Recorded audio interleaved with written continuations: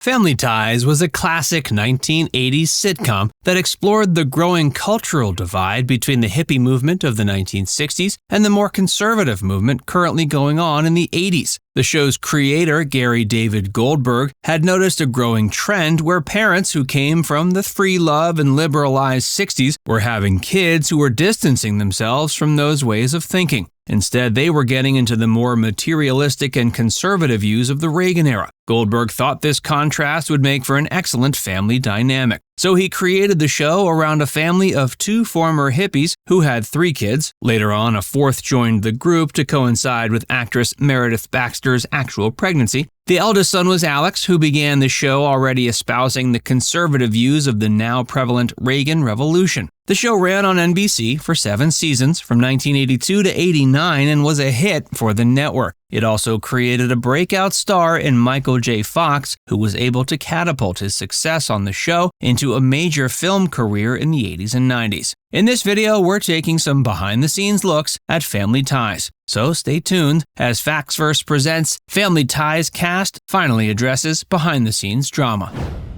The show is more relevant than ever.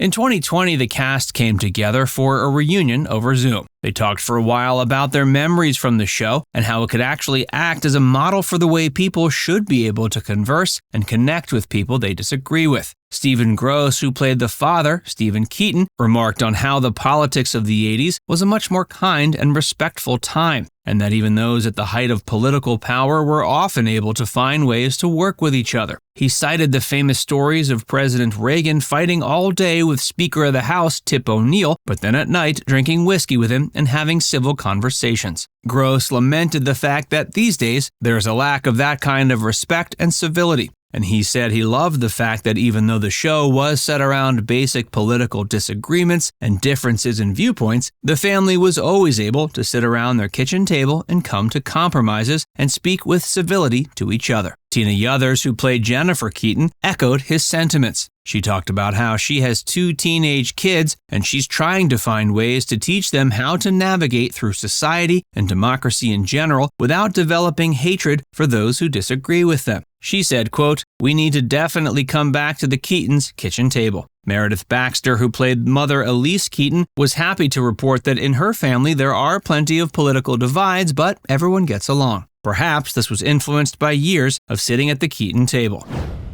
Literal character changes.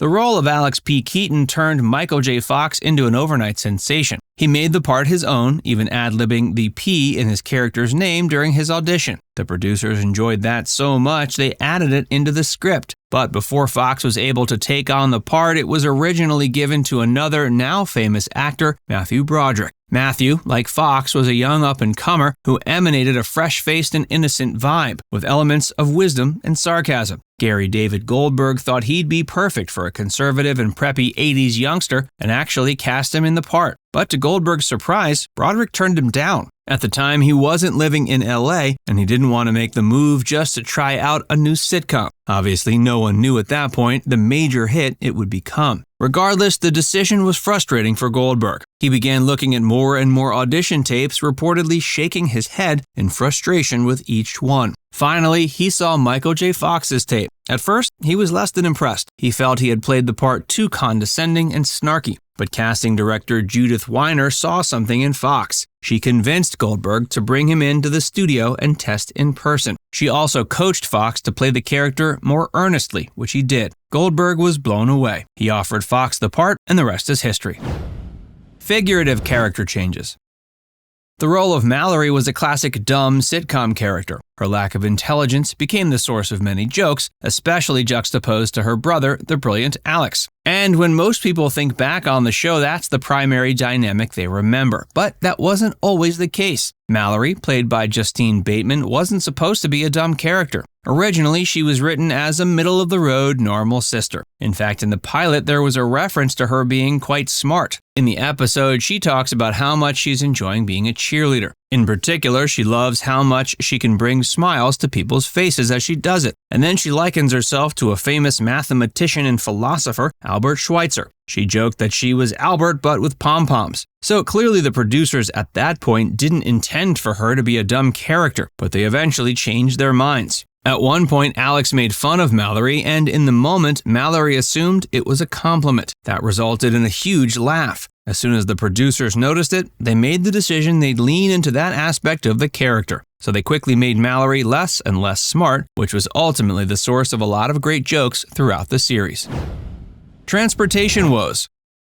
You might assume these big-time sitcom stars all rode onto the lot each day in fancy cars. But at least in the beginning, that was far from the truth. Reportedly, at the beginning of the show, Michael J. Fox didn't even own a car, so he would alternate his method of transportation. Sometimes he'd take the bus to work, other times he'd hitchhike. It's wild to think that a man who very soon became one of the biggest stars on the planet was standing with his thumb out, hoping to get picked up to go film one of the biggest shows of the 80s. At one point, Meredith Baxter offered to give him rides to the studio. At the time, he lived in a tiny apartment in Brentwood. The problem was that Fox was not exactly a punctual person. Baxter very much was. Fox later joked if she was picking him up at 8:30, he'd wake up at 8:29, and then he'd promptly jump in the shower. He'd come stumbling out a few minutes later, having forgotten pretty much everything he needed to bring, including his script. But he also recalled the thrill of being picked up and brought to the set in a flashy Mercedes by a beautiful movie and TV star. For her part, Baxter said she enjoyed giving him a ride each morning, but the main issue was the punctuality. She joked that when she'd pull up and hear Fox turn on his shower from outside, she'd say to herself, "Really? That's what you're doing now?" Stephen Gross also had a transportation issue, but not involving a car. He was an advocate of eco-friendly transport, so he'd ride his bike from his home to the studio. He'd also been a long-time bike rider and enjoyed the exercise, but he ran into issues when he got to the studio lot. Apparently, they were only accustomed to people driving onto the lot and didn't know how to handle a bicycle rider. Gross said that the security booth literally told him he couldn't bring his bike onto the lot. He argued with that, noting he had specifically been given a parking space and was allowed to park any type of vehicle he wanted in the space, including a bicycle. Eventually, he ended up having to get special permission to simply ride his bike to work. He did this for the first 2 years of the show before eventually giving in and taking a car to work. Drama on set.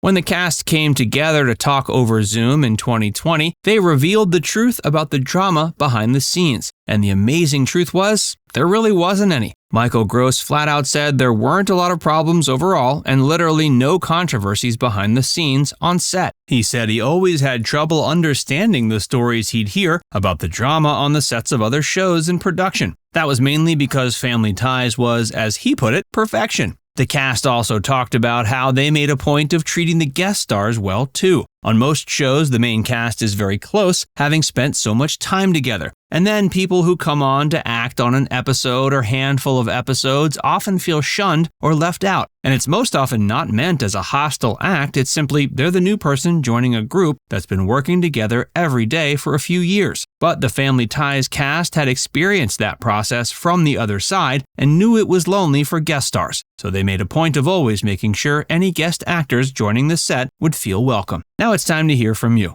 Who was your favorite character from Family Ties? Let us know in the comments section below.